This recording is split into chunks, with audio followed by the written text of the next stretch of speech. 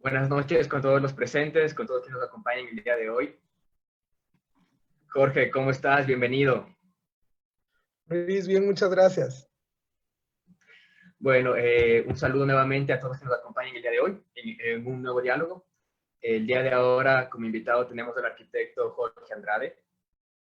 Vamos a seguir conversando sobre la ciudad y el distanciamiento y cómo la ciudad puede y podría enfrentar esta circunstancia que estamos pasando por el tema del confinamiento y de la pandemia.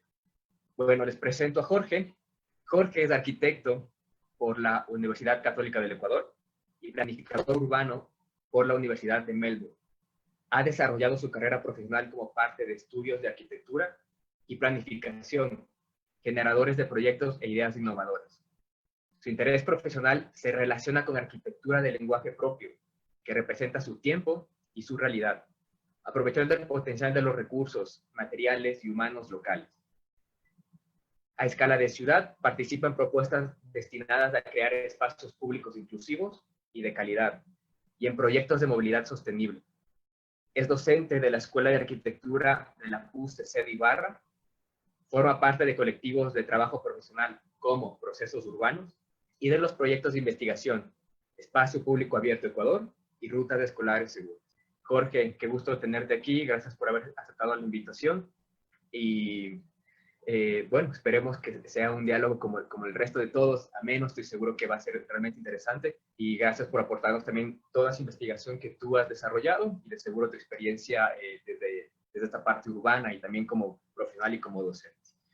Bueno, te cuento para poner un poco en contexto la charla de ahora, lo que conversamos el día de ayer con Diana Orellana, también urbanista. Y bueno, una de las, con ella conversamos cuestiones de ciudad en relación a la movilidad.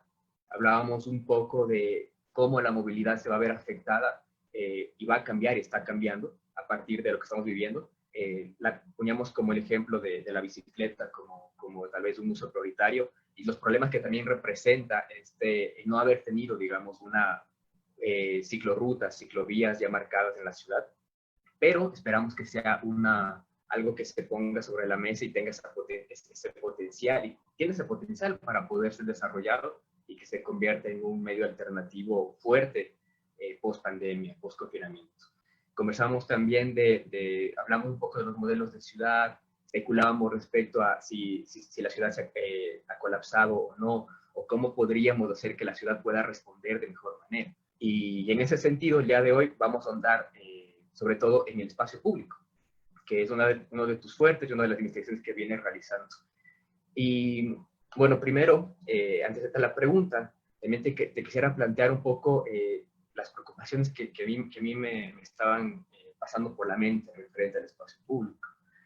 A ver, bueno, el espacio público obviamente es un espacio que está destinado y concebido desde la raíz, desde la planificación, como un espacio destinado para la comunicación, para la interacción social, ¿no? Ese espacio público donde las relaciones sociales se intensifican, donde las relaciones sociales de alguna manera se hacen vivenciales. Y este sentido de comunidad se hace más fuerte. Y creo que es súper importante conversar del rol del espacio público en una situación como la que estamos pasando. Al tener un espacio en el cual su rol se ve tal vez cuestionado, o sea, no sé si cuestionado, pero ¿cómo crees que va a afrontar o cómo podríamos como arquitectos, urbanistas, planificadores, proyectar un espacio público o cambiar tal vez los usos del espacio público en función de que ahora una de las reglas, digamos, de esta nueva normalidad, como le dice, es el distanciamiento social, en un lugar que está concebido para, digamos, tal vez todo lo contrario? Y no sé, ¿qué opinas, Jorge, al respecto? Muchas gracias, Luis, por la invitación, por la oportunidad de estar aquí. Y gracias también por organizar esto que creo que es valioso para todos y que creo que es una iniciativa rescatable y muy útil de tu parte. Entonces, gracias por esas cosas. El espacio público si bien tú dices ahorita bien, hay cierta preocupación de lo que pueda pasar ahorita frente a la pandemia, la necesidad de distanciarnos, también tiene un rol que puede ser muy importante para la ciudad. Al permitir de a poco poder volver a salir y a tener una vida social relativamente parecida a la que teníamos antes, porque tal vez sea el lugar comunitario, el lugar de alguna forma eh, abierto que nos permita realmente, a pesar de que estemos juntos, seguir separados, digamos así. ¿Por qué digo esto? Porque eventualmente vamos a necesitar esos usos comunitarios que se han dado, ¿no? A los que estamos habituados.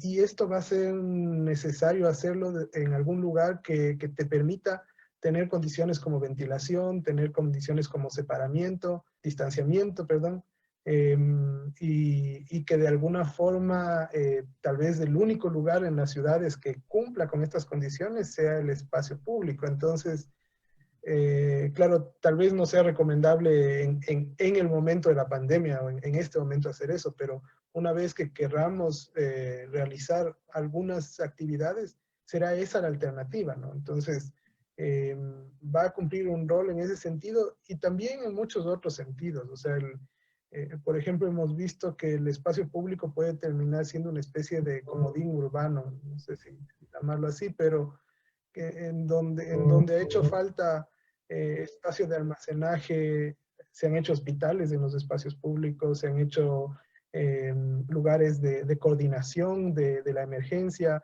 Entonces, estos espacios públicos, si bien tal vez no se usen inmediatamente de la misma forma, van a seguir siendo importantes como un bien para la ciudad, como un bien para los ciudadanos.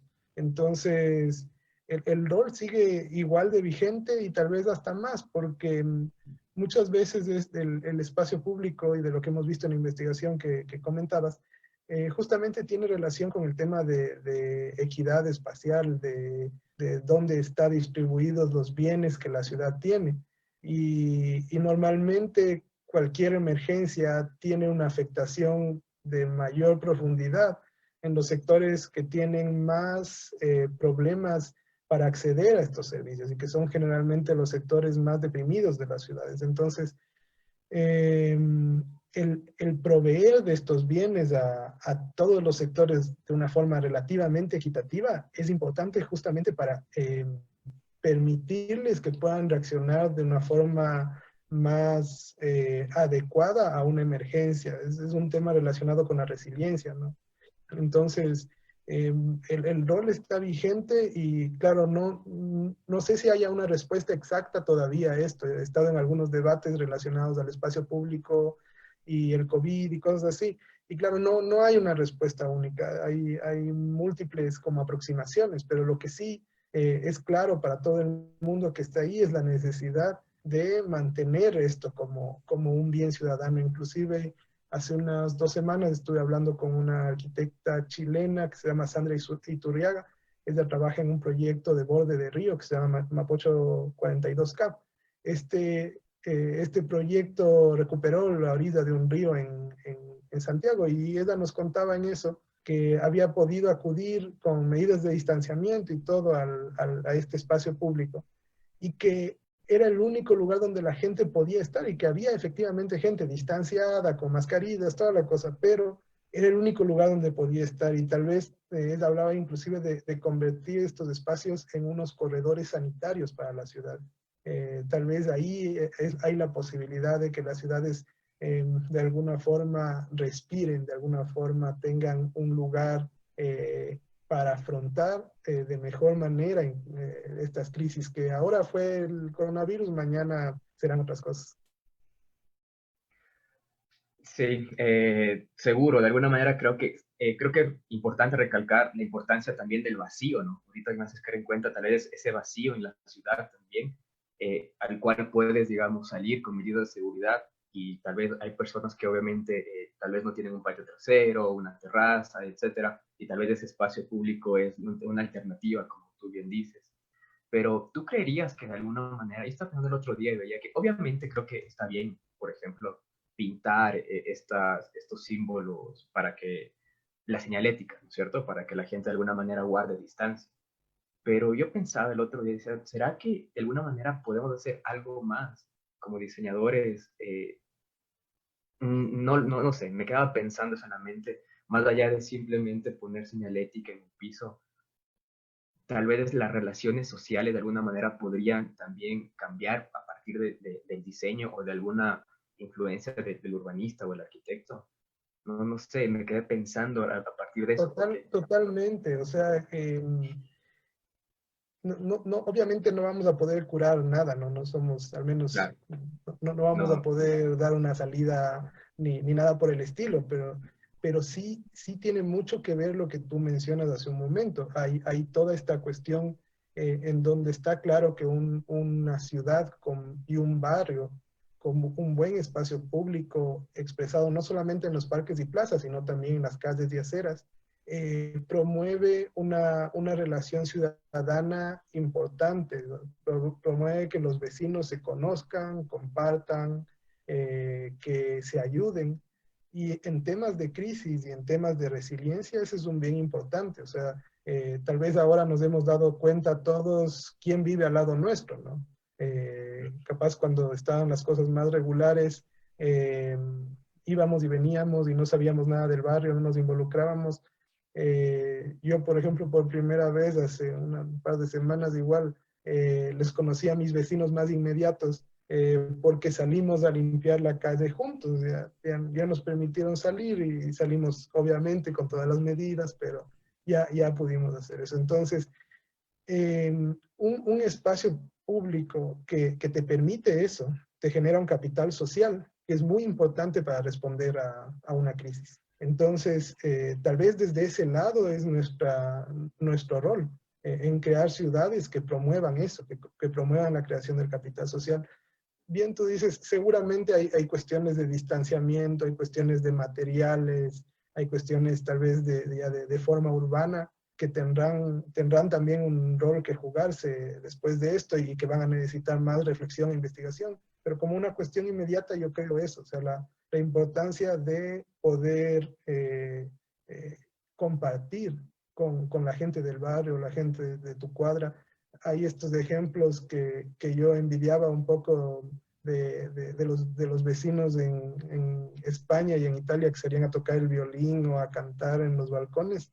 Yo tengo un balcón, pero no canto muy bien, así que no me animé. Entonces, ese tipo de cuestiones, las ciudades que promuevan ese intercambio y el espacio público que promueve ese intercambio, sí puede generar cuestiones inclusive de bienestar. Porque si tú te pones a pensar, cuando la cuestión estaba más dura, yo recuerdo hace 3 semanas, un poco más, bueno, cuando estuvo más triste todo, yo todavía no había visto eso en las noticias ni nada, y hubo recuerdo que fue el municipio de Ibar, trajo música aquí afuera, en la esquina de la casa. Y para mí fue relativamente mágico eso. O sea, y creo que para mucha gente, o sea, fue conmovedor, porque eran los peores días de esos que estábamos todos súper asustados. Y el espacio en el que se dio esto fue el espacio público. Y lo que permitió que eso se dé fue la configuración de barrio que tenemos. Tal vez en un barrio en donde las casas están súper separadas, donde no hay ojos a la calle, como dice Ben Jacobs, tal vez no podíamos ni siquiera disfrutar de ese espacio, pero en esa configuración de ciudad sí fue posible.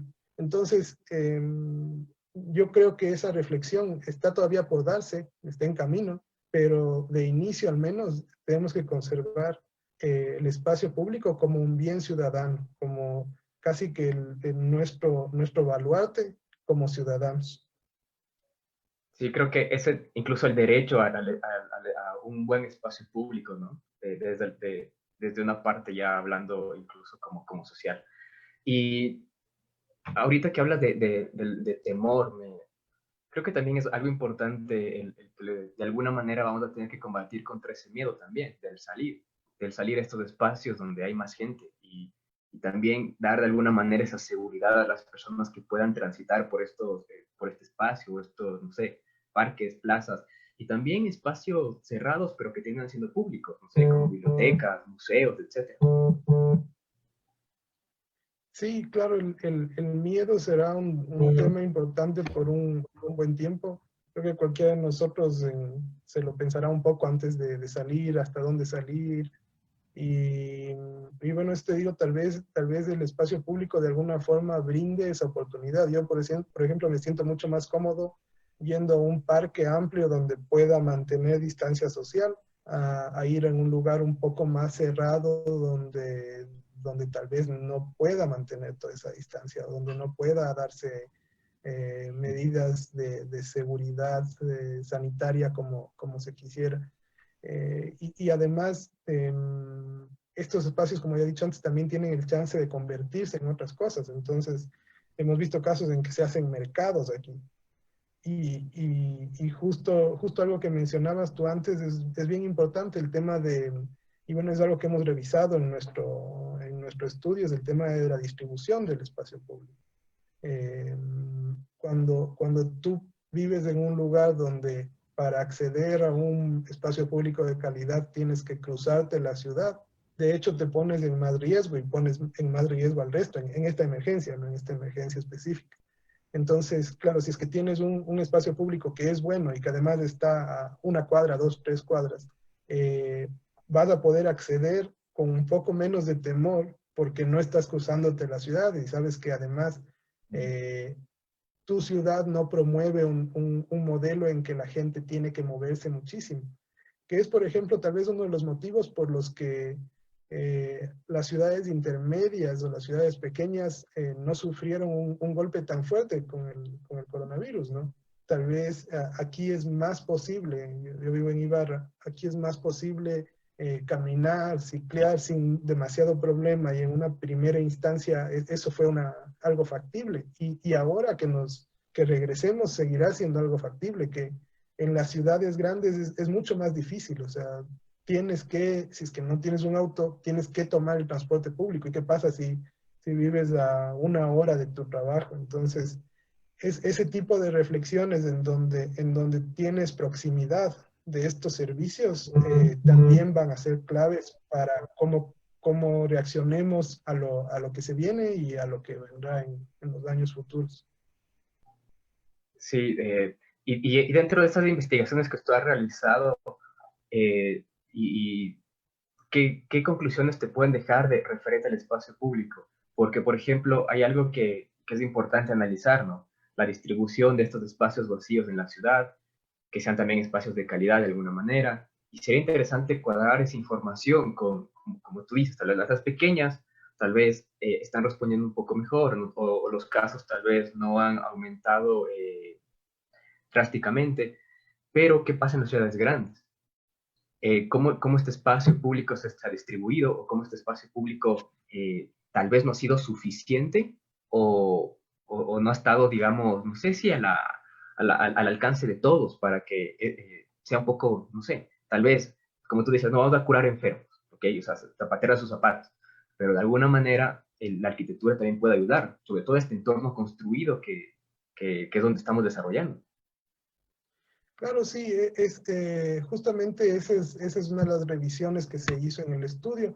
Nosotros estudiamos Ibarra, Quito y Cuenca, entonces la referencia de ciudad grande como tal sería Quito, Cuenca como una ciudad mediana grande, digamos, de Ibarra ya como una ciudad mediana como tal. Entonces, tal vez una diferencia, claro, cada ciudad tiene un desarrollo urbano distinto y tiene condiciones diferentes, pero sí hay puntos en común. O sea, si es que revisamos los tres casos, por ejemplo, en cuanto a distribución, sí nos dimos cuenta, y les puedo mostrar unas imágenes después, que si es que tú, por ejemplo, ves los barrios que tienen un índice de calidad de vida más bajo, normalmente estos sitios tienen más problemas para acceder, tienen que caminar más o están a mayor distancia de un espacio público, de cualquier espacio público.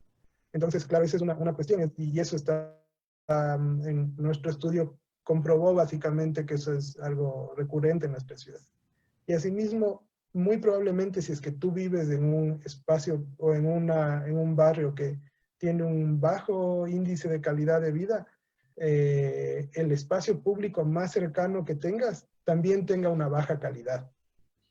Entonces, claro, en términos de justicia espacial, esto es algo bastante notorio y bastante grave, porque lo que decíamos antes, si es que tú en tu entorno no tienes las facilidades que necesitas para poder eh, de alguna forma acceder a este servicio, a este bien, vas a tener que hacerlo de forma un poco más difícil. Y claro, nosotros hemos estudiado únicamente espacio público, pero ¿qué pasa con los otros servicios ciudadanos? Qué pasa con el resto de acceso a los bienes que siendo justos, digamos, deberíamos tener todos un acceso equitativo? Y claro, no se da así. Entonces, el tema a la final de la capacidad que tengamos para responder y recuperarnos de este o de otras crisis, de esta o de otras crisis, va a depender mucho de qué también podamos proveer a todos los sectores y a todos los ciudadanos de infraestructura al menos similar o al menos de oportunidades similares. Entonces, yo creo que va por ahí lo que tal vez desde nuestro ámbito podamos trabajar y podamos hacer. Y en ese punto también podría ser interesante, por ejemplo, empezar a cruzar información de, como tú dices, ¿no es cierto? O sea, calidad del espacio público, tal vez, no sé, esta parte de la parte económica o la parte de estratos sociales, digámoslo así, y el impacto que ha tenido el COVID, o no sé si esos datos empiecen a cruzarse de una manera interesante y puedan reflejar también el hecho de que no sé, como que empeorar más una situación, digámoslo así, ¿no? Sería muy interesante revisar eso. Yo no me atrevo a decir qué puede pasar, pero yo creo que vale la pena, por ejemplo, reflexionar el por qué la ciudad con mayor inequidad del Ecuador fue la que tuvo un golpe más fuerte. Entonces, inequidad en el sentido de que hay gente con mucho y hay gente con muy poco, y las diferencias son más grandes.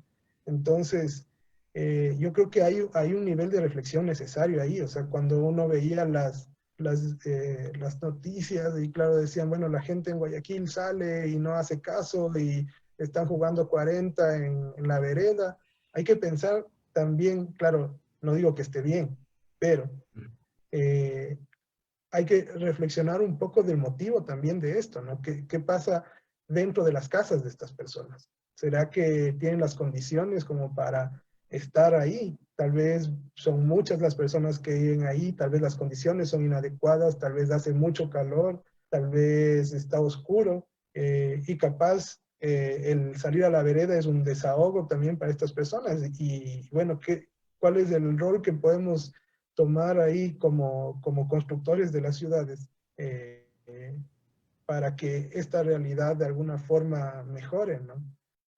Y lo mismo, por ejemplo, ahí otra vez el acceso al espacio público. Entonces, ¿qué pasa con estas personas que tienen esa necesidad de alguna forma de acceder a un lugar público porque su casa está hacinada, porque su casa no cumple condiciones de confort?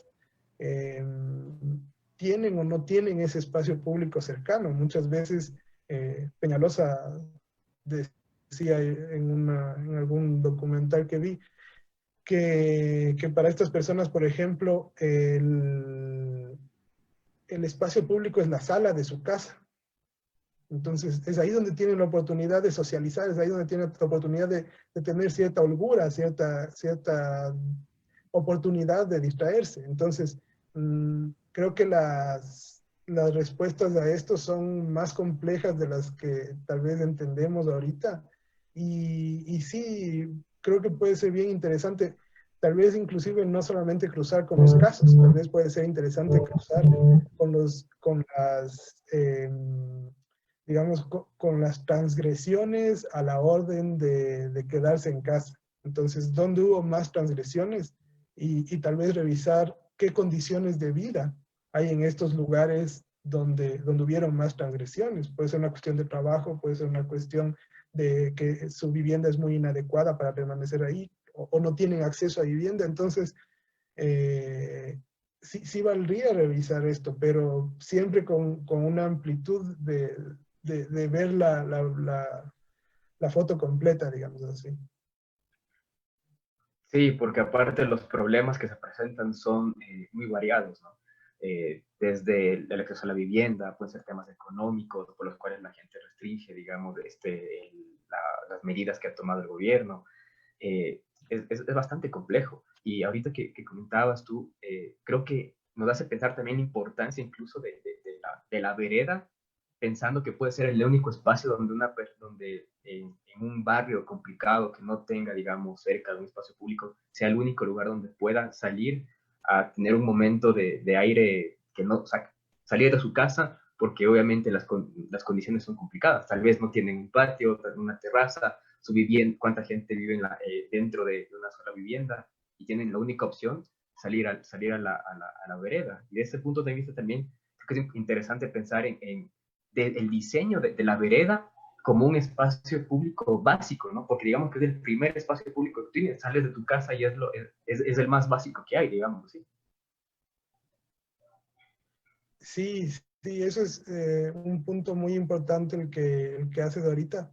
En realidad, por mucho tiempo hemos tomado a las veredas solamente como un bien para circular, casi como una autopista de personas. O sea, así como los carros son a las calles, las veredas son a las personas, y no es así para nada. Entonces, este es el primer bien público que tenemos, y tal vez el más extenso. En las ciudades hay más área destinada a aceras y calles de la que hay a espacio público, como me refiero a parques y plazas.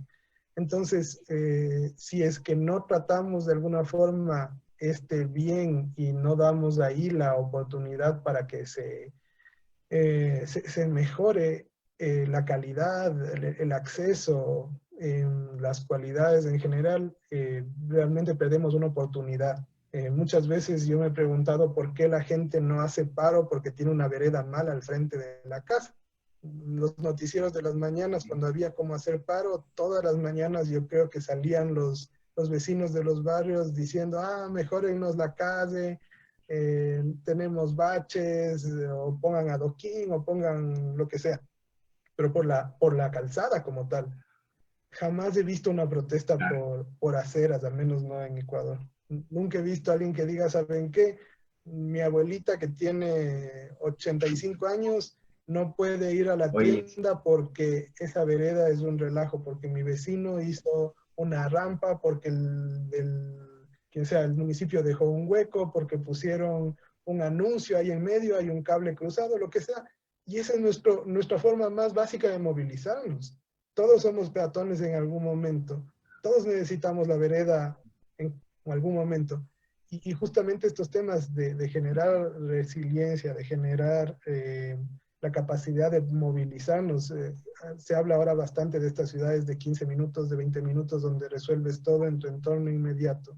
Es imposible de lograr, al menos no de una forma equitativa, si es que no mejoras ese bien tan básico. Y claro, al que siempre damos por sentado, siempre pasamos por alto la calidad, la extensión, el espacio público por excelencia de las personas, que vendría a ser la acera, la vereda. claro, es el primer espacio, digamos, que implica algo público. Sales de tu casa, lo primero que estás es la vereda. Y como bien dices, es interesante esas protestas que nos comentas. Todo el mundo se queja, nos quejamos de los baches, de que hay tal hueco, etcétera, pero ¿qué pasa con la vereda, que es el primer espacio público que debería estar bien mantenido? Y bueno, Jorge, nos querías mostrar también unas imágenes de tu investigación. No sé si las podemos ver. Claro, claro, les comparto. Es una especie de Frankenstein de las presentaciones que hemos hecho, así que les voy a mostrar aquí. más que nada para contarles un poco de los resultados del proyecto que creo que pueden ser interesantes para algunos de los que están conectados. El proyecto nuestro se llama Espacio Público Abierto Ecuador. Bueno, tiene un nombre más largo oficial. Participan las 3 universidades, la Católica de Quito, la Católica de Ibarra y la Universidad de Cuenca, con financiamiento de la Universidad Católica de Quito. Esto siempre es importante. Estos son los equipos de las 2 etapas que ha tenido el proyecto. Y bueno, es básicamente con quienes trabajamos en esto y quienes hacen posible toda la investigación. Entonces, lo que intentamos buscar de inicio fue entender un poco el espacio público en Ecuador. Nos dimos cuenta que había muy poco desarrollado, o sea, todos damos por sentado que es un espacio público, desde eso, ¿no? Si cualquiera nos pregunta, medio que tenemos alguna definición, capaz damos algún ejemplo, pero inclusive eso no está definido muy claramente en nuestro país, ni en nuestras ciudades.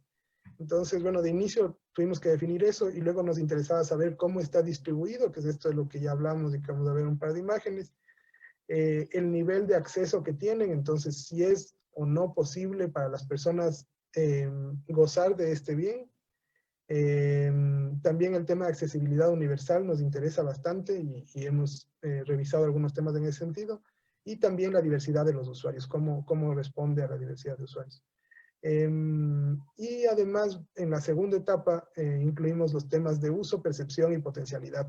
Más que nada porque nos dimos cuenta que no siempre lo que puede estar evaluado como espacio público de alguna forma de buena calidad es exitoso. Aquí podemos ver, por ejemplo, un espacio público que aparentemente está en buenas condiciones, está bien el césped, la superficie está pavimentada, se le ve en buenas condiciones, hay juegos que no están mal, pero no hay una sola persona. Entonces, la idea era ir revisando qué pasa también con estos espacios públicos y también ver su potencialidad. Si es que ya sabemos que hay sectores a los que les faltan espacio público, ver qué podemos hacer para colocarlo. En esto de aquí es una tablita nada más que quería indicarles que es, cuando nos empezamos a trabajar en esto nos dimos cuenta que ni siquiera había una definición clara, menos aún una clasificación. Entonces son los documentos que tienen algo relacionado, pero como ustedes pueden ver solamente se llega a definir y vagamente clasificar también no hay una... O sea, si es que, ¿qué pasó, por ejemplo? Y hay contarles una casi que anécdota. En el 2010 el INEC realizó el índice verde que de alguna forma se equiparaba con esto de los 9 metros cuadrados por habitante que hoy están. Y había la pregunta, ¿las ciudades cumplían o no? Y claro, realizaron, y las ciudades ninguna cumplía, prácticamente ninguna cumplía. Entonces, claro, estábamos en ese estándar, nadie cumplía con los 9 metros cuadrados. En el 2012 volvieron a realizar y de pronto casi todos cumplían y hasta pasaban de largo. Entonces, en 2 años era una cuestión así de una diferencia increíble. Y claro, la explicación a eso es que en el 2010 se había incluido prácticamente plazas y parques y por ahí unas 2 categorías más. Y en el 2012 incluyeron hasta cementerios, terrenos baldíos. Entonces, claro, el índice aumentó. De pronto éramos ciudades llenas de verde, llenas de espacio público. Y claro, el problema es que la definición no existe muy claramente y menos aún la clasificación y menos aún todavía la posibilidad, la evaluación, cómo evaluar estos espacios públicos. Entonces, no quiero leer todito porque es medio aburrido, pero básicamente una de las cosas que propusimos fue la definición de cómo se podría definir qué es un espacio público abierto. Y bueno, hay unas condiciones que son importantes en esto, ¿no? Cómo reconocer. Primero, que sea accesible para todos, o sea, irrestricta y gratuita. El rato que tú tienes un espacio público en el que hay un ciudadano que por algún motivo es excluido, deja de ser espacio público. Si tenemos unos ejemplos en algunas ciudades del país, en donde si estás vestido de una forma o si te ves amenazante para el que juzga en la puerta o si es que actúas de cierta manera, eres excluido de ese pseudo espacio público. Entonces, claro, ese ya no es, según esta definición, ya no entraría dentro de eso. Y claro, lo otro es el fomentar la inclusión, la equidad social, y temas además de protección de ecosistemas y de sostenibilidad. A los arquitectos a veces nos gustan estos espacios públicos que son una plaza pura, sin un árbol, que le hace ver a nuestro edificio como puesto en un pedestal, súper, ¿qué te digo? Exaltando la arquitectura, pero olvidándose de la calidad del espacio. Entonces, sí vemos importante también esta parte, la parte de ecosistemas, de sostenibilidad. Y bueno, propusimos una clasificación que si alguien está interesado me puede escribir y le puedo enviar todo el artículo que se relaciona a la clasificación, pero esos son los tipos de espacio público que propusimos. Luego se levantaron estos espacios públicos, pudimos levantar 690 en Quito, 348 en Cuenca y 163 en Ibarra, que fue un número importante. Claro. George, una consulta. Y dentro de esta definición que nos acabas de mostrar, claro. ¿tiene cabida o no tiene cabida, digamos, o cómo lo ves tú, el espacio público, digamos, en un equipamiento público? ¿Consideras que es un espacio público o no? ¿O cómo lo clasificarías? Verás, claro, nosotros hicimos una investigación súper amplia en cuanto a qué se define en distintos lugares, en distintos países, normativas, en teorías. Básicamente sí hay instancias en que el equipamiento público se define como un espacio público. Ahora, nosotros, ¿por qué pusimos, bueno, el término abierto tiene que ver con esto? Porque un equipamiento público no siempre está completamente abierto al público. Es decir, yo tengo un museo, digamos, el Museo de la Ciudad, que aunque sea gratuito, cierra a ciertos momentos o tiene ciertas condiciones de ingreso. Entonces, digamos, dentro de esta propuesta de definición, sería difícil que ingresen los equipamientos como parte del espacio público abierto. Y creo que es importante también distinguir por un tema inclusive de inventario y de poder evaluar la provisión de esto, porque no es lo mismo que yo tenga, por ejemplo, un equipamiento público que puede ser un terminal. Tengo 5.000 metros de terminal, a que yo tenga 5.000 metros cuadrados de parque. Entonces, el ponerles en el mismo paquete, en la misma categoría, podría enmascarar la realidad de un lugar. Entonces, es por eso que tratamos de ser súper específicos a lo que cumple con estas funciones que estamos diciendo acá. Bueno, estos son los que levantamos. Las tipologías, no me quiero demorar mucho en esto, pero capaz esto es lo más interesante. Este es el índice de calidad de vida de las 3 ciudades. Esto viene del paper realizado por Oredana y Osorio en el 2014. Ellos compilaron información del último censo para generar un índice de calidad de vida que nos diga más o menos cómo están, no más o menos, más bien de una forma relativamente precisa, cuál es la situación socioeconómica de un sector. Entonces están arriba Ibarra, a la mitad Cuenca y abajo Quito. Y ahí se puede notar claramente cómo las periferias, mientras más rojo tiene un peor índice de calidad de vida, cómo las periferias normalmente tienen un índice de calidad de vida menor y los centros usualmente tienen uno mayor. Y en el caso de Quito hay una diferencia clara norte y sur, ¿no? Entonces, en este caso, utilizamos este índice de calidad de vida para comparar primero con el tema de distancia al espacio público más cercano. Entonces, lo que localizamos fueron las cuadras y qué tan largo o a qué distancia están del espacio público al que podrían acceder. Y si es que podemos ver, al menos en Ibarra y en Cuenca es muy claro que la periferia, que además era donde teníamos un ICB bajo,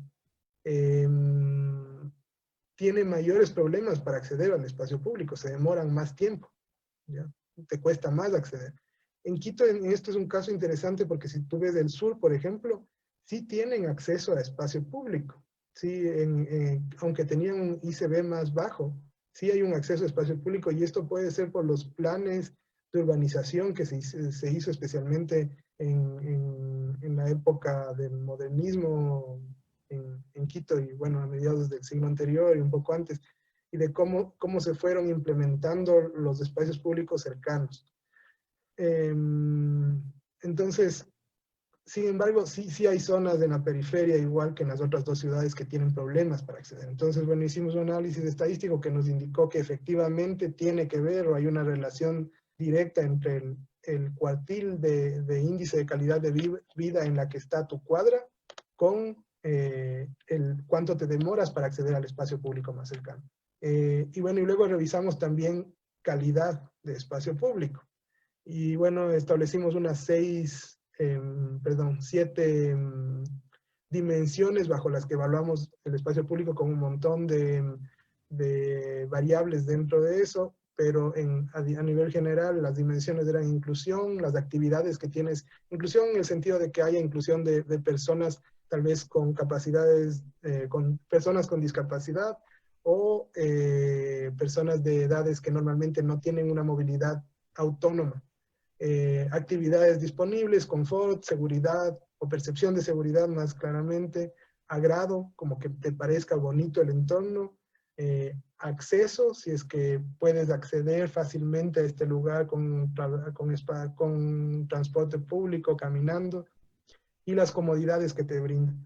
Entonces, vemos, es variado, ¿no? Pero tal vez vale revisar el tema de Quito y de Ibarra, en donde a medida que vamos subiendo de cuartil, sí sube la calificación de cada uno. Entonces, el cuartil más alto usualmente sí tiene una mayor calidad. En Ibarra y en Quito esto es más común. En Cuenca no es del todo. Cuenca es un caso en el que veíamos que tal vez la distribución y la fama de la ciudad y el desarrollo urbano que ha tenido permite que haya un poco más de equidad en eso. Y claro, aquí está ya los resultados de la calidad del espacio público. Entonces, nuevamente, aunque no es tan claro como en el de índice de calidad de vida, sí podemos ver que hacia las periferias hay mayores problemas, mayores colores rojos con una menor calidad. Y eso pasa en las 3 ciudades y en Quito también nuevamente una relación de el sur más rojo que el norte. Entonces, nuevamente sí hay esa segregación socioespacial.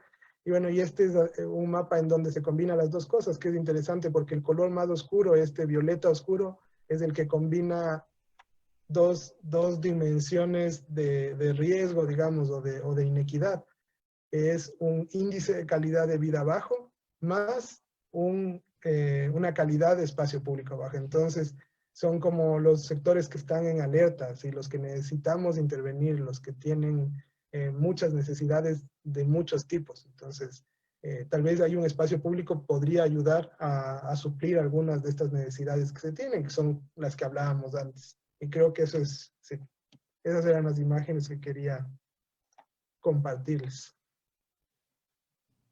Y creo que nuevamente sería súper interesante ver, tratar de cruzar esa información que hablamos en un momento, ¿no? Cómo el número de casos podría ser una, podría ser después, por ejemplo, las restricciones que se han roto o donde se levantaron tal vez, donde se vio circular más gente en las horas que no debían circular. Tal vez te puede decir mucho también de estas condiciones espaciales, ¿no? Obviamente hay temas también económicos, la gente se mueve ya por cuestiones también económicas, porque obviamente las realidades de cada uno es diferente, pero sería interesante ver cómo afectó o entender ese tipo de factores que se dieron a partir del entorno construido. Sí, totalmente, totalmente. O sea, yo creo que ahí vamos a descubrir un montón de cosas en cuanto a esta inequidad espacial en la que vivimos y que, bueno, para mí eso es una cuestión muy, muy importante y que dice mucho de las ciudades, ¿no? A veces valoramos, por ejemplo, ciudades que tienen un sector muy lujoso, que tienen, no sé, casas de millones de dólares, o que hay un sector que está muy desarrollado, en los que ha habido mucha inversión, pero no nos damos cuenta que detrás de todo ese show, digamos, hay también un nivel de inequidad muy alto y hay mucha gente viviendo en condiciones muy malas y que es un modelo que además perpetúa esto porque te excluye, como ciudadano te excluye. Es más duro todavía cuando son ciudades grandes en las que pasa esto y donde están las personas que tienen estas condiciones en la periferia, porque te excluye de las oportunidades, básicamente. Te excluye porque estás muy lejos, te excluye, no tienes acceso a servicios, porque no tienes acceso a una educación adecuada. Entonces, la ciudad tiene mucho que ver con la equidad y con la posibilidad de desarrollo de una persona. Es más, por ejemplo, en lo que podemos ver en el estudio es que si bien hay casos excepcionales, normalmente donde tú vivas define mucho, en este caso, del acceso a este bien. Pero eso podría estar pasando en muchas cosas. O sea, podría ser el mismo caso habría que comparar todo, nos podría comparar con calidad de educación, se podría comparar con calidad del equipamiento de salud que tienes, del equipamiento que tienes, con el acceso a trabajo. Y yo creo que en todos los casos probablemente pase lo mismo. Y sí, ahí es donde sí podemos hacer una diferencia. O sea, si es que le das a una persona que tiene esta condición tal vez acceso a un bien que le permita trabajar o que le permita, inclusive a nivel de movilidad, si le das a una persona que tiene esta condición de desventaja, la posibilidad de moverse a través del transporte público o inclusive de tener una conectividad con transporte alternativo, probablemente le dé no sé si ayuda, pero más bien no es ayuda, es una oportunidad que es justa. Y creo que por ahí podríamos ir sacando más lecciones de estos momentos. Sí, ¿no? Como de alguna manera esas configuraciones de ciudad afectan incluso cuestiones sanitarias como las que estamos pasando. Entonces creo que es interesante que nosotros como arquitectos y urbanistas pensemos también en qué lecciones nos dejan y ver justo lo que te preguntaba hace un momento, ¿no? Porque yo decía, bueno, interesante que la señalética es algo importante y que se debería hacer para que la gente empiece a respetar este distanciamiento social. Pero me va a quedar pensando, me quedo pensando en qué más podríamos hacer. Obviamente más allá de los planes, algo más inmediato, pero que pueda romper, digamos, solo el hecho de la señalética y pueda ser algo creativo. Y Jorge, gracias por presentarnos esa información súper valiosa y quisiera preguntarte algo referente a algo que hablamos de ayer con Dianita y me parece interesante, que es esto del modelo de la ciudad. Entonces, ¿qué opinas de esta parte de la... Tú has hecho una investigación en Quito, en tres ciudades que obviamente con diferentes tamaños. ¿Crees que también la densidad poblacional que se maneja y o la compacidad de alguna manera puede también influenciar cómo han respondido las ciudades, tal vez? Porque una de las cuestiones que se nos vendría, digamos, a la mente y que lo hablamos ayer era cómo estará pasando tal vez la gente que vive en un entorno un poco más rural, ¿no es cierto? Tal vez es un poco más resiliente en muchos sentidos, pero eso implica que el modelo de ciudad densificada tal vez se debe repensar de alguna manera. No sé, ¿qué opinas tú?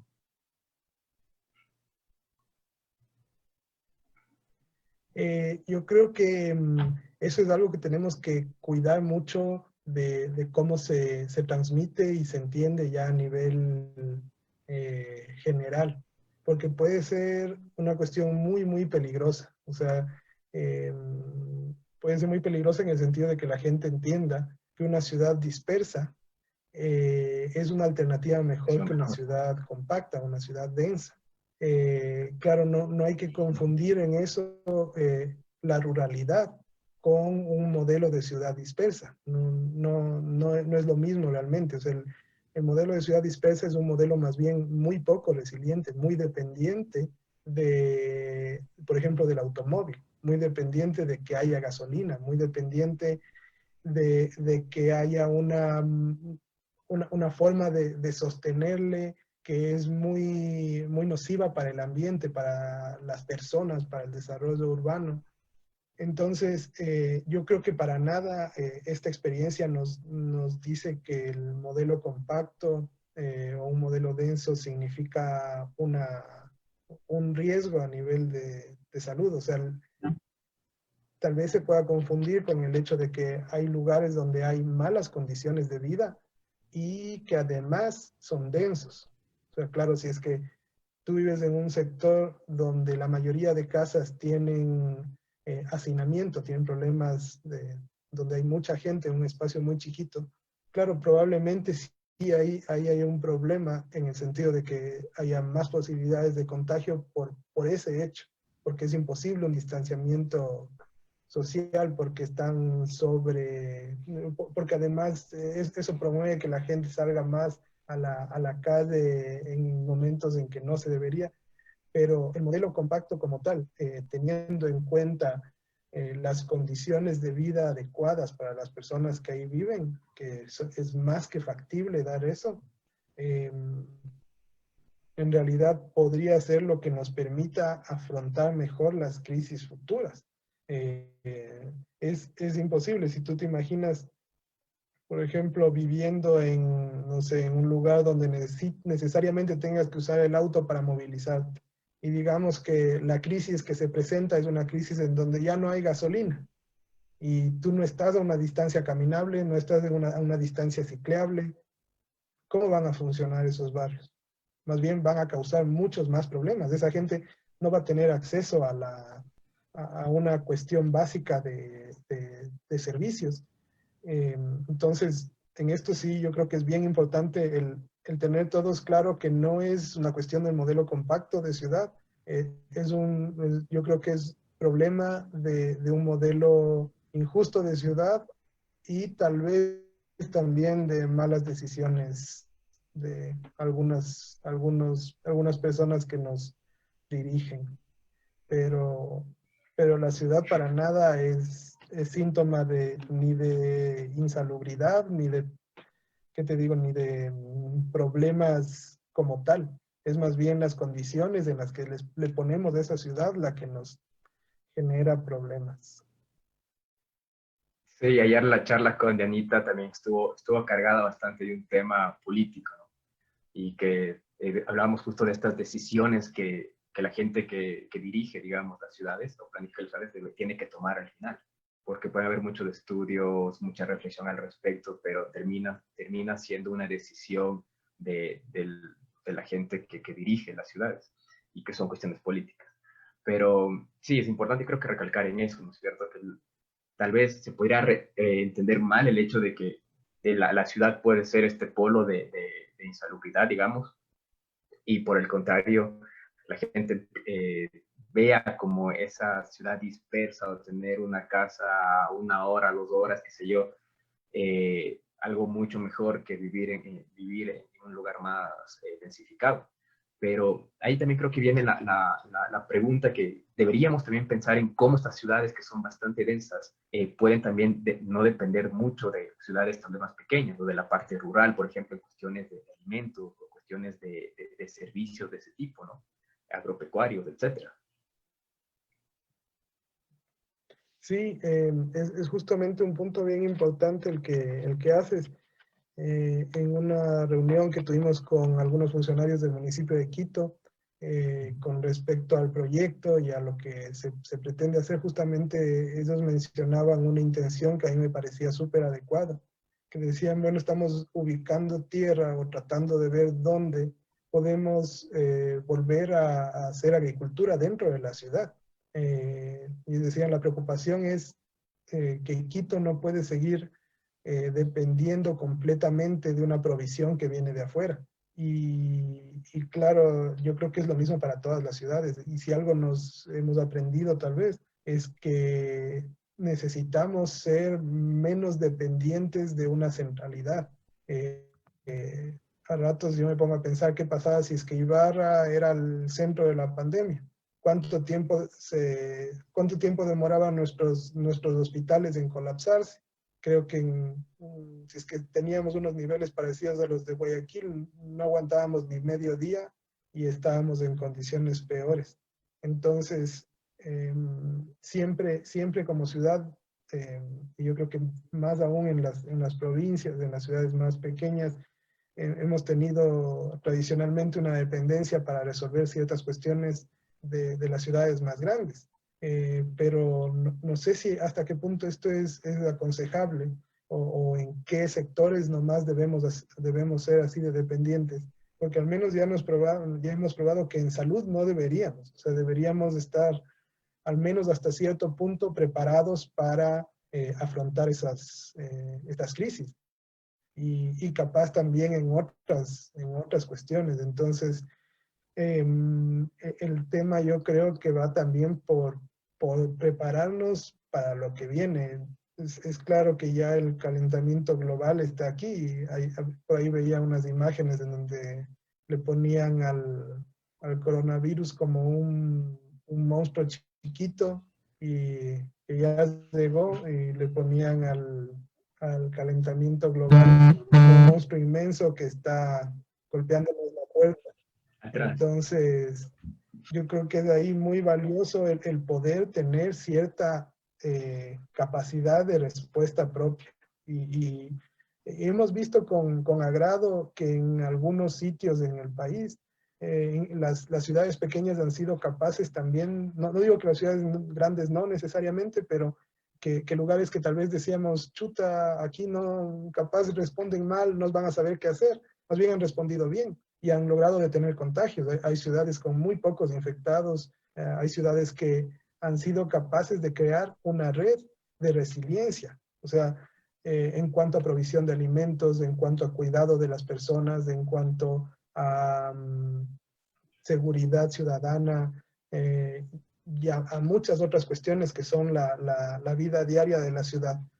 Eh, También habría que ver qué podemos aprender de estas ciudades que fueron capaces de responder mejor y de crear condiciones relativamente aceptables de vida. Yo creo que mucho va por el tema de la solidaridad también, de lo que hablábamos antes, de este capital social que necesitamos formar.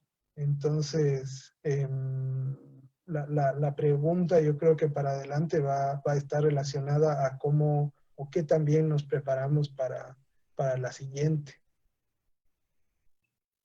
Sí, esperemos que de alguna manera esas lecciones nos queden grabadas a todos y que podamos tal vez no pensar solo en que pueda haber otra pandemia, sino que las lecciones que nos dejen puedan ser aplicadas a muchas otras cosas, porque incluso ahorita me acordaba también lo que pasó aquí en Quito cuando hubo el paro. También la ciudad estuvo cerrada, la gente no podía salir, sobre todo quienes vivían cerca del centro de la ciudad.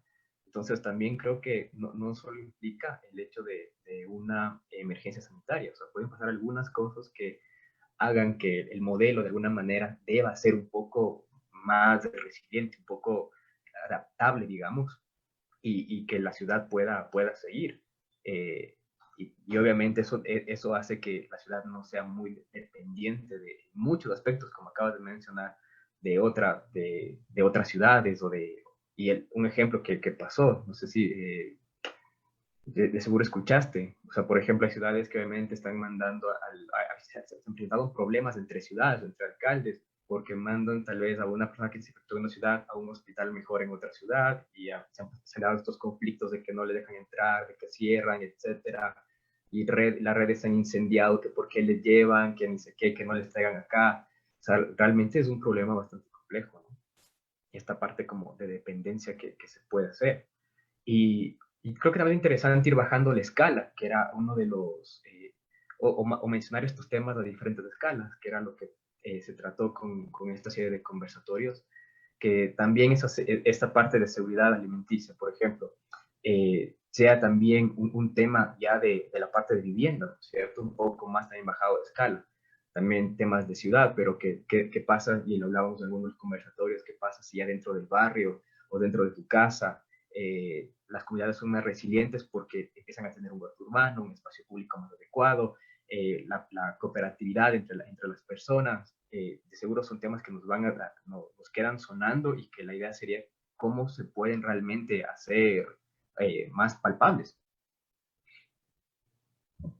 Sí, yo creo que tal vez como, como tal vez lo más rescatable que podríamos obtener o entender de esto fue la capacidad de respuesta y de autoorganización de los ciudadanos. Es lo mismo que pasó en el terremoto, es lo mismo que pasó en, la, en las marchas en Quito, en las últimas protestas en Quito. Las redes que podemos formar entre ciudadanos ahora, ayudados muchísimo por la tecnología, pueden terminar siendo lo que nos salve, ¿no? Vemos todos los días cuestiones de que los pequeños restaurantes o las personas que tenían algún negocio empiezan a tratar de utilizar las redes para vender. Y claro, eso se difunde no con publicidad pagada, se difunde más que nada con los vecinos, con los amigos, con los contactos. Entonces, eso mismo pasó en el terremoto, en donde nos pudimos autoorganizar y mucha de la ayuda fue de las personas. Fuimos nosotros como ciudadanos que pusimos ahí un aporte bien importante.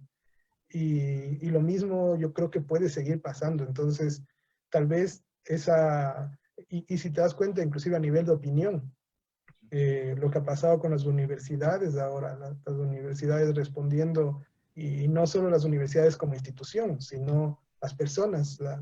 Lo bueno y lo malo de las redes es que dan una voz a todos relativamente parecida o a un nivel parecido. Entonces, eh, por suerte en estos casos hubieron voces que detuvieron decisiones que tal vez eran nocivas para algunos sectores de la sociedad, y lo mismo ha pasado antes. Entonces, tal vez el poder organizar y el poder llevar ese capital ciudadano inclusive a una nueva plataforma y a una nueva capacidad de organización es algo bien, bien importante. Yo creo que tal vez eso es lo que tengamos que cuidar, valorar. Vemos un montón de ejemplos de gente que ha podido llegar y ha podido ayudar a través de esto. Entonces, también es un tema importante que vamos a, ojalá, recuperar y a mantener en las siguientes momentos, con o sin crisis. Sí, sí, la idea es que de alguna manera estas lecciones permanezcan y se puedan hacer más palpables. George, muy interesante lo que hemos conversado. ¿Te parece si respondemos algunas de las preguntas que nos plantean? Y Claro, claro que sí. empecemos. Guillermo Romero, un saludo, Guille, nos pregunta, dice, ¿distanciamiento social y espacio público son compatibles? Sí, totalmente, totalmente. O sea, lo que decíamos antes, ¿no? Si es que si es que ya tengo que salir y además quiero ir a un lugar donde de alguna forma pueda disfrutar de un sitio distinto a mi casa, el parque va a ser una opción relativamente viable. Cumple con ciertas condiciones sanitarias, cumple con ventilación y nos da la posibilidad de estar un poco más distantes. Sería mucho mejor si es que tuviéramos muchos espacios públicos de calidad en cada barrio, en donde podamos ir de una forma cercana, que no implique que tengamos que cruzarnos la ciudad o que no implique que hayan sectores que no tengan esta cualidad y tengan que hacerlo en condiciones inadecuadas, pero yo creo que sí, no creo que sea el momento, más bien es el momento en que podemos aprovechar que existen estos espacios. Con Sí, tal las vez. precauciones, ¿no? La mascarilla, los guantes, todo lo que quieras, pero sí, yo creo que si es que queremos dar el paso intermedio hacia, hacia un momento en que ya no tengamos que distanciarnos, ese es el lugar donde vamos a poder hacerlo. Tal vez ahí podamos hacer las proyecciones de películas a las que estábamos acostumbrados en un lugar muy amplio que nos permite estar a 2 metros de del vecino.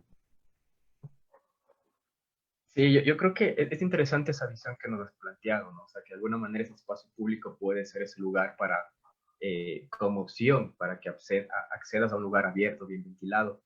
Y de alguna manera también tenemos que pensar que este confinamiento de una u otra forma va a tener que cesar, si no vamos a estar esperando la vacuna mucho tiempo. Entonces, creo que también es importante pensar mejor cómo hacemos de este espacio que sea un espacio utilizable y tal vez adaptable a que la gente igual salga y haga uso de él. Y creo que también como nos queda de tarea pensar en cómo podríamos hacer que la gente tal vez se vaya quitando un poco ese miedo o sienta más seguridad al estar en este espacio, no solo por las medidas de seguridad, sino también por alguna función extra o alguna, no sé, algo que pueda venir desde la parte de diseño o espacial, cómo podríamos dar también esa seguridad a la gente para que haga uso de este espacio. Podría ser interesante. De ahí, Morelia Briseño. Las personas evaden el confinamiento en la medida que necesitan dinero para subsistir. ¿Qué opinas, George?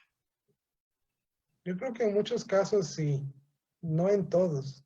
Es difícil generalizar y tampoco tengo una respuesta que se base en algo, pero, o sea, cuando vemos las cuestiones de en donde ha habido estos problemas con mayor frecuencia,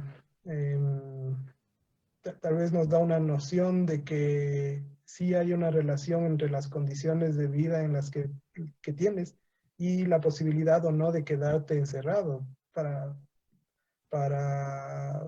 una parte de la población será fácil decir, bueno, yo me quedo en casa, no salgo y respeto todas estas normas que se nos ha impuesto. Pero para otra parte de la población eso será imposible. Entonces, ¿qué haces en la casa esperando que pase la epidemia y si de todas formas no tienes que comer? Entonces, no es todos los casos, igual hay gente inconsciente que teniendo la posibilidad de quedarse no se queda y se va a jugar fútbol o sale no sé, a hacer cualquier actividad en la calle. Pero yo creo que es importante también reconocer que en nuestra sociedad y prácticamente en todas las sociedades existe un buen porcentaje de la población que definitivamente no puede quedarse encerrada por sus condiciones de vida. Sí, y también Guillermo ahorita justo nos comenta que la importancia de la parte, digamos, psicológica del salir también, ¿no? A este espacio, digamos, más social, creo que es importante. Obviamente creo que la parte económica es un factor crucial, sobre todo en economía como las nuestras en América Latina, que no son tan robustas. Obviamente la parte económica se convierte en algo prioritario en el sentido de que hay gente que obviamente vive de tal vez una venta diaria y que va a tener que salir a buscar ese sustento. Como decías, no hay que pensar solo que la gente sale por desobediencia, sino que de alguna manera hay muchas aristas que hacen que las personas necesiten salir. Y eso, de ahí nos preguntan, igual Morelia dice, ¿qué piensan sobre incorporar el ferrocarril a la posibilidad de movilizar personas o bienes, según se requiera en una emergencia? Me refiero a buscar alternativas para evitar el aislamiento e imposibilidad de mover mercancías. A mí me encantan los trenes, así que siempre voy a decir sí a los trenes. Pero probablemente, al menos a nivel de mercancías, significa un gran volumen de mercancías que pueden moverse con no mucho personal teniendo que manipular o teniendo que estar a cargo de eso, ¿no? Entonces, puede ser una alternativa. No sé si en nuestro país, la verdad, yo creo que ya hace rato dejamos que el tren que el tren se muera. Entonces, por eso es que ahora es solamente turístico, pero personalmente al menos amaría la posibilidad de movilizarse en tren. No sé si realmente hace una diferencia con lo del COVID, ¿no? Ya en tema de pasajeros, de todas formas vas a estar cerca. Igual creo que se podrían establecer medidas de distanciamiento, eh, pero yo siempre voy a decir sí a los trenes. ¿Qué más?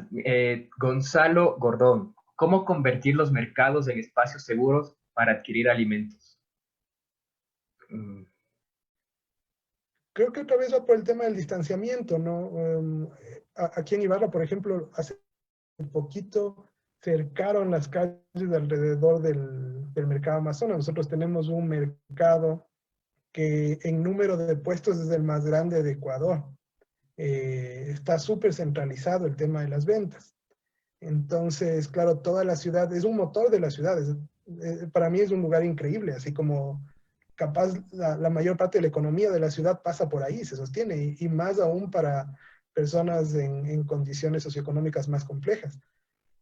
Entonces es un valor para la ciudad, pero nuevamente el tema de distribución ahí puede ser importante. En este caso nosotros tenemos, para este caso específico tal vez no fue lo mejor el hecho de que tengamos un mercado hiperconcentrado. Entonces, si tal vez esto nuevamente podía estar relativamente repartido entre los sectores de la ciudad que necesitan obviamente acceso a comprar víveres, tal vez no llegaba a ser este problema que es ahorita en donde tuvieron que cerrar el tráfico vehicular, ponen unas mallas ahí, parece que es una zona como medio de guerra. Y es porque, claro, todo el mundo va allá. Entonces, nuevamente el que las personas puedan tener el acceso a estos servicios de forma cercana es algo interesante. Y otra vez ahí el espacio público puede tener un rol. Podemos reconvertir espacios públicos en otros bienes, en otros servicios en el momento de necesidad, como puede ser un mercado, por ejemplo. Si es que hay esta área, se puede utilizar.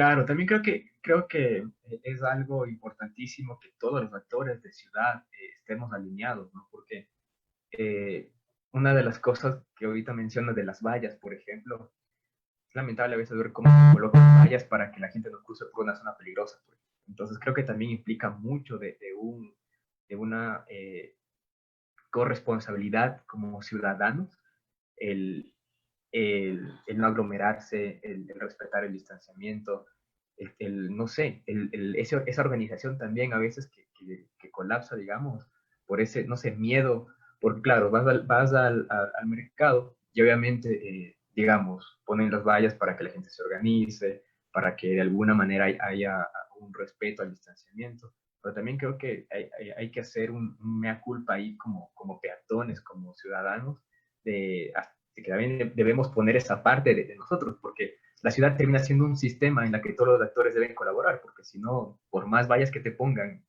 va a ser complicado. Sí, así es. ¿Dónde está? Bueno, Alfonso Rondón igual, algo que comentamos, ¿no es cierto? Dice, la actividad comercial se ha transformado entre los servicios y entregas a domicilio, además de la aparición de pequeños puestos de venta de verduras y frutas, lo que comentamos hace un momento, ¿no? Sí, sí es, yo creo que eso es una cuestión interesante y ojalá nos sirva después como para inclusive transformar un poco la economía. Siempre hemos estado y siempre corremos el riesgo de que estas grandes cadenas o las cuestiones ya más corporativas absorban la posibilidad de los ciudadanos de tener un sustento.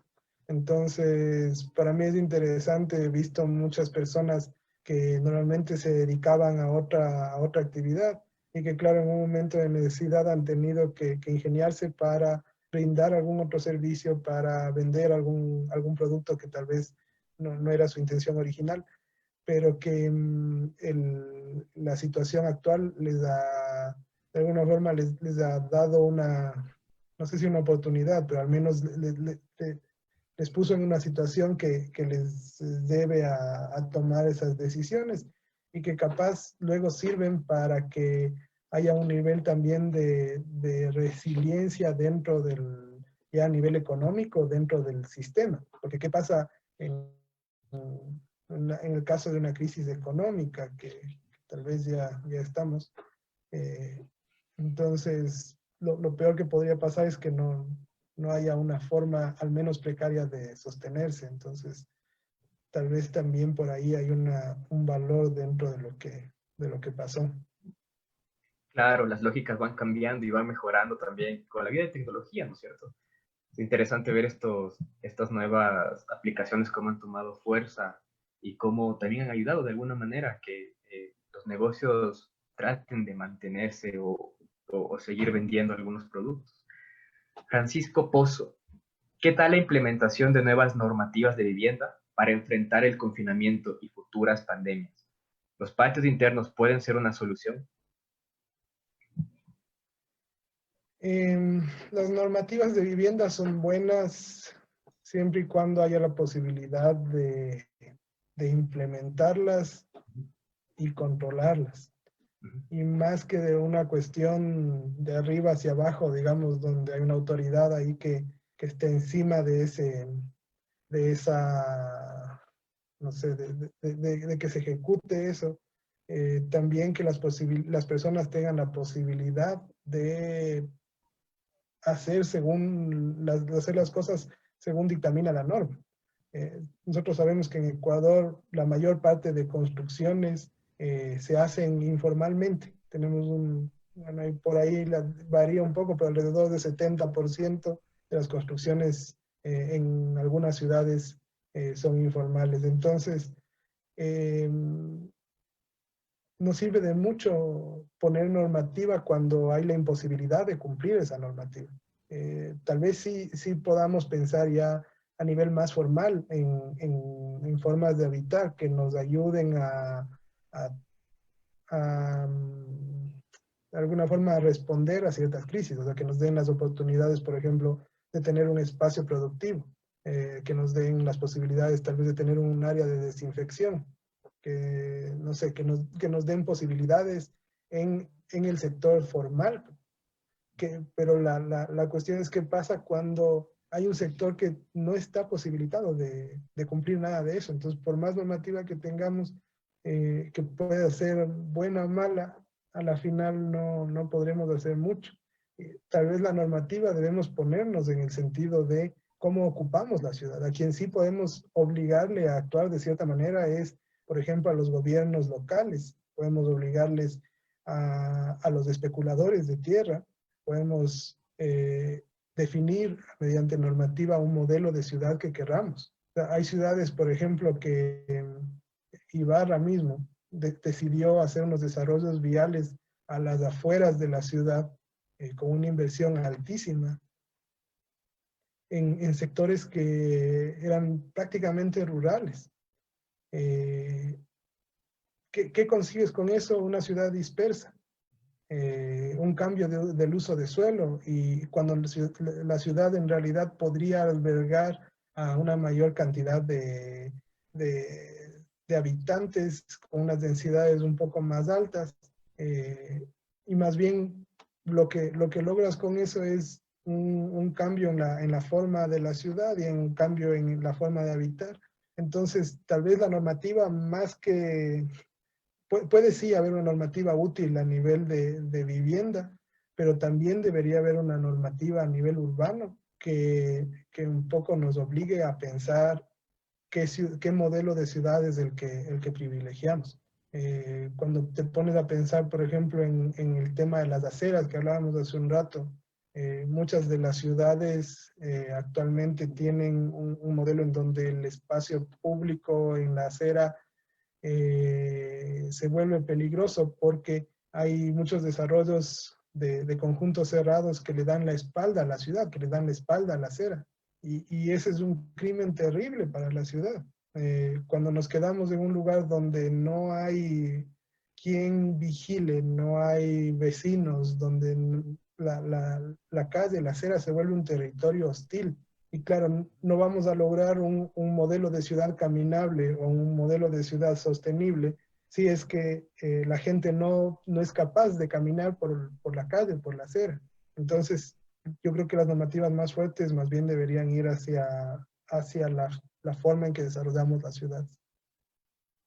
Sí, creo que como hablamos hace un momento, hay que verlo también como un problema multiescalar. O sea, obviamente desde el macro, que sería, digamos, la ciudad, y ir bajando hasta la unidad de vivienda. Y concuerdo en que no sé si sería la mejor salida una normativa, pero de seguro nos invita como arquitectos a pensar en cómo tiene que ser la unidad de vivienda, cómo tienen que ser los barrios, cómo tienen que ser estos espacios domésticos, no solo para la pandemia, sino que ahora, por ejemplo, estamos pasando mucho tiempo en nuestras casas, ¿no? O sea, pasamos confinados en nuestras viviendas, y obviamente el espacio debe, debe adaptarse de diferente manera.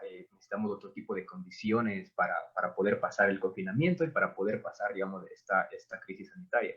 Entonces, obviamente, creo que el repensar la vivienda, el repensar estos espacios domésticos es algo completamente necesario, y tal vez ir manejando este problema como un problema de diferentes escalas, multiescalar, en la cual obviamente no sé si solo una normativa para la vivienda sea la respuesta, pero de seguro necesitamos pensar esto como un sistema entero, desde la ciudad, desde el barrio, obviamente, y también llegando al núcleo de la vivienda, o estos edificios en altura también, ¿no? Que creo que nos invita a pensar mucho cómo deberían ser, cómo deben adaptarse a estas nuevas necesidades que vamos teniendo, y que de alguna manera están cambiando, y creo que podrían cambiar nuestro estilo de vida para bien en algunos sentidos. Obviamente, tal vez sin implicar que esto sea construcciones que caigan no es para todos, ¿no es cierto? Algo que hablamos un momento, tal vez la normativa no lo van a cumplir todas las personas, etcétera, pero creo que como creativos podríamos buscar soluciones para que diferentes tipos o todas las personas puedan adquirir o puedan tener en la vivienda de alguna manera algo que les haga, puedan ser más resilientes para afrontar temas como estos. Desde la parte alimenticia, huertos urbanos, mejor ventilación, diseño, etcétera. De seguro son temas que nos vienen a la mente. Y a Francisco Pozo, puedes ver los videos que hemos hecho antes. Hemos hablado también desde la parte ya del diseño, mobiliarios que se puedan transformar a espacios más adaptables, etcétera. Creo que te pueden parecer interesantes también. Y bueno, una pregunta, bueno, más que es difícil la respuesta. Dice Israel Almeida: ¿cómo concientizar a las personas para que sepan que el ámbito natural va de la mano de la construcción, y no solo pensar en el beneficio que va a generar más departamentos o más habitaciones? Yo creo que ahí mismo está la respuesta. Tal vez otro de los valores que terminemos obteniendo de esto es, perdón, es el estar conscientes de que estamos ligados a un sistema natural. O sea, que por más tecnología que tengamos, por más avances, por más ciudad en la que vivamos, el rato que el planeta ya no pueda sostenernos, nos vamos por un caño todos. Y no nos va a salvar ni el internet, ni el automóvil, ni nada. Entonces, eh, tal vez otra lección que podría, ojalá, calar en las personas en este tiempo, es el qué estamos haciendo con el planeta, ¿no? Si es que el origen del virus es el que se cree que es este mercado de animales en China, Bueno, ¿cuál es nuestra relación con el planeta y qué hizo que las condiciones de estas especies generen este tipo de enfermedad? Yo he oído a algunas personas que dicen que esto era solo cuestión de tiempo, o sea, capaz de ahí fue ese animal, pero por ejemplo, si uno se pone a pensar en lo insostenible que es la producción de carne de res, por ejemplo, o de casi cualquier tipo de producción de alimenticia masiva, eh, donde a los animales tienen que tenerles con un montón de antibióticos para que no se enfermen, con un montón de hormonas para que de alguna forma crezcan más rápido y sean más rentables. ¿qué pasa cuando esto se pasa a los humanos? Capaz estamos ahí creando superbacterias, estamos creando una cuestión muy, muy nociva. Entonces, y claro, cuando contaminamos el agua y todas las cuestiones naturales que todos conocen. Entonces, creo que sí es una lección bien importante la relación que tenemos con el planeta, cuánto nos acabamos los recursos, inclusive el aprender que se puede vivir con menos, hay un montón de cosas que se pueden resolver sin tener que generar un impacto tan grande. Si bien es un impacto a la economía, que haya una reducción al consumo, todos estamos conscientes que para la naturaleza fue lo mejor que pudo pasar. Si es que salimos y les preguntamos a los pájaros o a cualquier especie que está afuera, van a decir gracias COVID.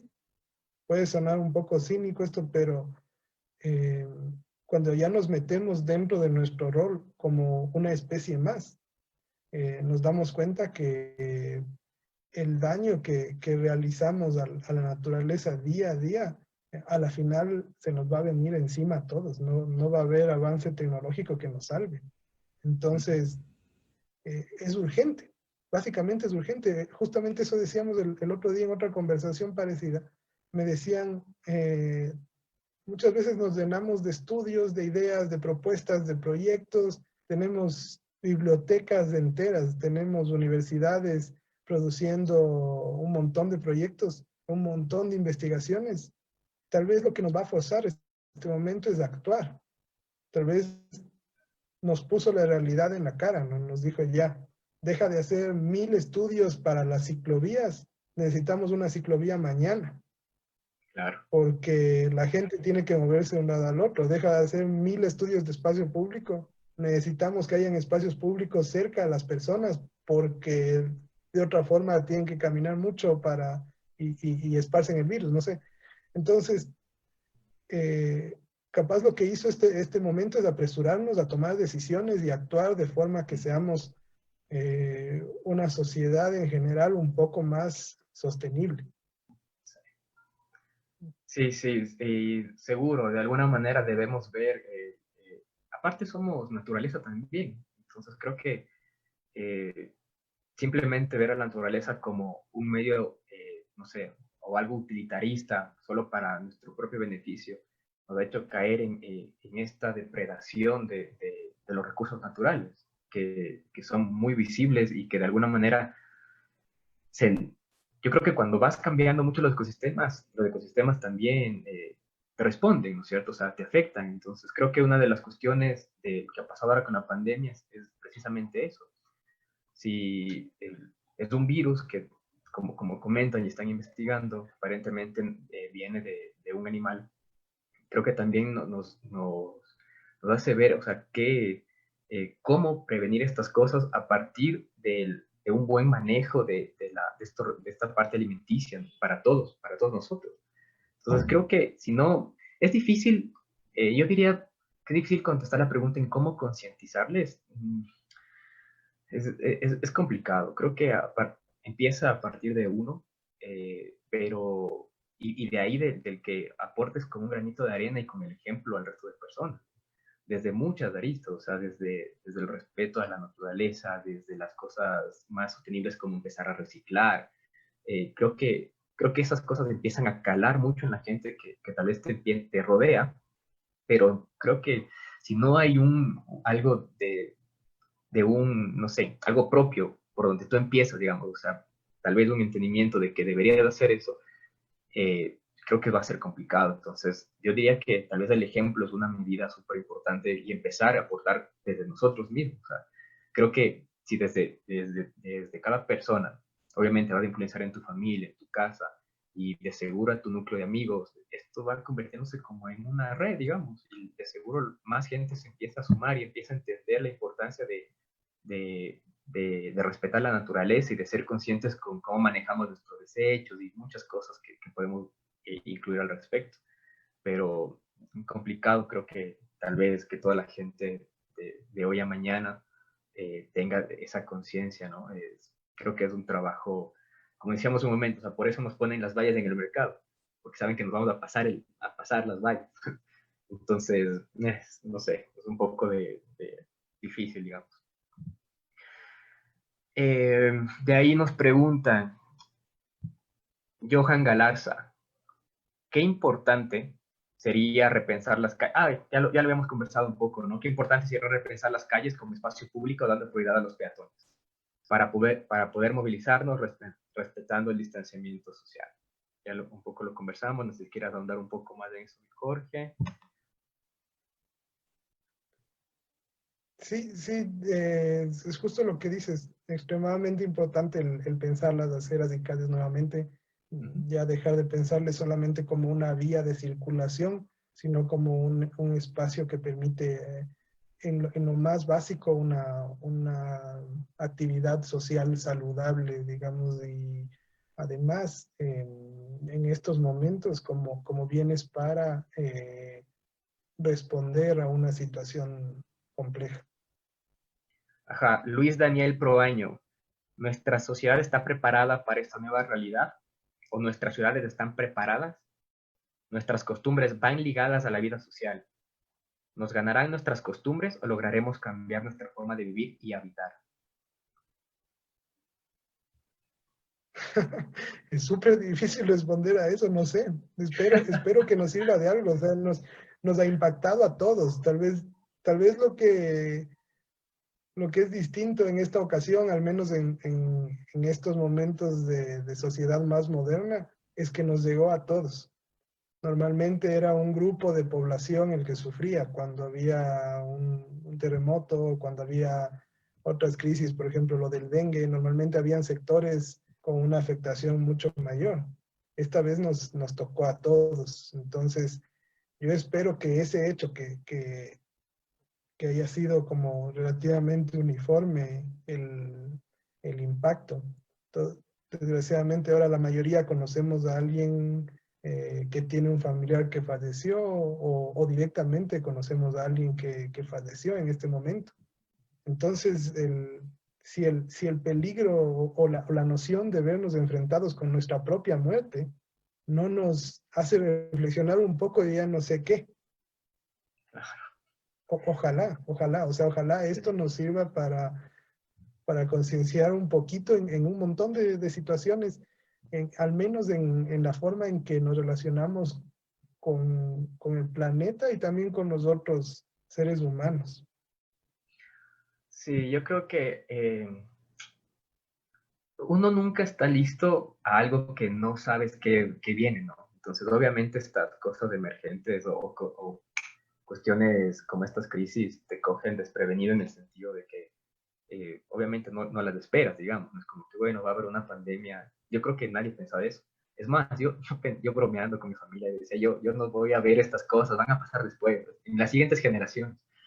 Pero mira, entonces yo creo que eso del hecho de que nunca te cogen preparado de alguna manera, pero yo diría que confiemos en la capacidad de adaptación que tiene el ser humano y que tenemos como personas y de alguna manera nos sirva para poder entender que estas lógicas de convivencia, el consumo que tenemos, el respeto a la parte de la naturaleza, el problema que se nos puede venir con el cambio climático, puedan ser temas que nos hagan realmente o que calen a partir de esto y que haya un cambio de actitud que obviamente no va a ser radical, no creo, ¿no? Pero que de alguna manera vaya poco a poco y de seguro podamos entender que con nuestro actual podemos mejorar algunas cosas. Tal vez las crisis que se presenten pueden ser de diferente manera, no sé, pueden ser otro tipo de crisis, no necesariamente una crisis sanitaria, pero yo creo que es importante que cada persona, cada individuo, digamos, eh, entienda cómo podrá responder desde su posición. Porque si no sumamos fuerza y si el individualismo empieza a primar y si cada cual tira para su lado, pues esto nunca va a mejorar.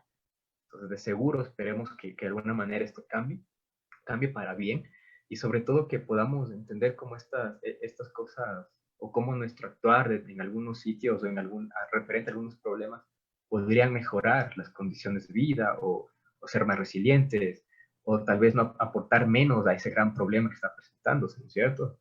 Entonces creo que es mucho de una conciencia que empieza por uno mismo y a partir de eso, con el ejemplo, empezar a que las demás personas empiecen a sumarse. Porque algo que me preocupaba, por ejemplo, de esto del uso de la bicicleta, ¿no es cierto? Por ejemplo, por poner ese ejemplo. Entonces, mucha gente, obviamente, es como, de ayer de Anita me hizo esa pregunta. O sea, ya le había preguntado a alguien del municipio, es como, ¿qué debería hacer la ciclovía? ¿No es cierto? Perfecto. Pero ¿cuánta gente del municipio va a ir en bicicleta? Es como, bueno, o sea, pensemos en estas soluciones, pero tal vez los primeros que debemos empezar a usarlas o a dar ese ejemplo somos tal vez nosotros mismos, ¿no? Porque si no es como muy fácil, bueno, que la gente va en bicicleta, pero yo me voy en mi auto. Y es como, no hay congruencia y obviamente si tú piensas así, la otra persona lo mismo y de nada sirve haber hecho una ciclovía, en ese ejemplo que les pongo, porque al final cada uno va a votarse por su auto, por ejemplo. Entonces creo que es complicado responder esas preguntas que ya implican algo más social y más de un actuar de cada persona, pero es súper interesante lo que nos han preguntado.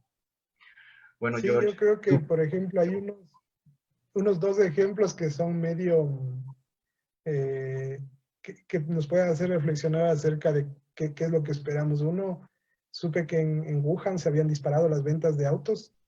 eh, entonces ahora están vendiendo autos como nunca antes. Si es que no se mueren por el virus, probablemente ahora les afecte a los pulmones tanto smog. Pero eso es una tendencia súper preocupante.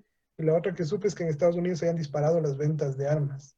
Entonces, una tendencia a la individualidad y a la desconfianza del otro que es peligrosísima y que yo creo que de todas formas tenemos que tratar de alejarnos de eso y exigir que las ciudades, en este caso, se alejen de tendencias de individualismo y como de buscar siempre bien propio sobre el bien común.